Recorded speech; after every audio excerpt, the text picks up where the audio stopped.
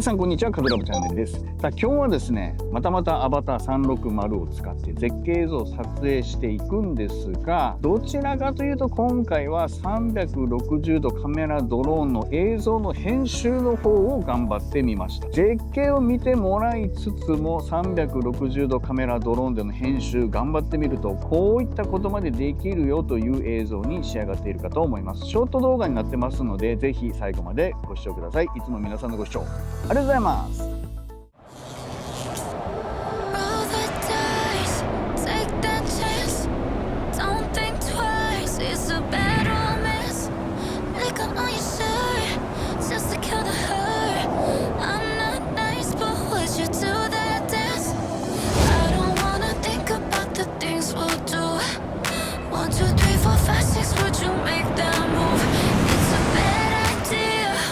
Think this through since we're standing